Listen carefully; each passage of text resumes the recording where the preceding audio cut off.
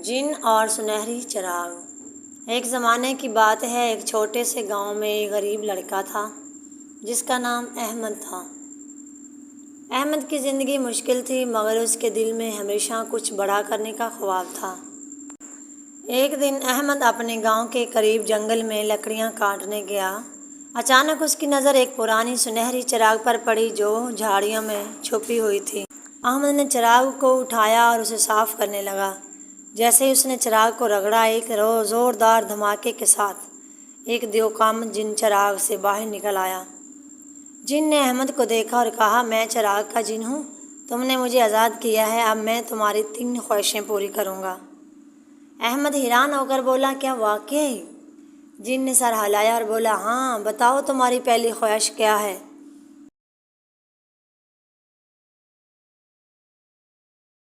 احمد نے سوچا اور بولا، میری پہلی خواہش ہے کہ میرے گاؤں کے سب لوگ خوشحال ہوں اور ان کی زندگی آسان ہو جائے۔ جن نے اپنی انگلیوں کو چٹکی بجائی اور کہا، تمہاری پہلی خواہش پوری ہوئی۔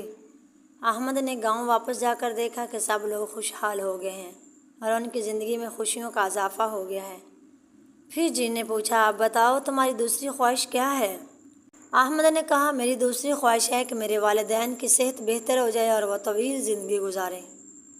جن نے پھر چٹکی بجائی اور بولا، تمہاری دوسری خواہش بھی پوری ہوئی۔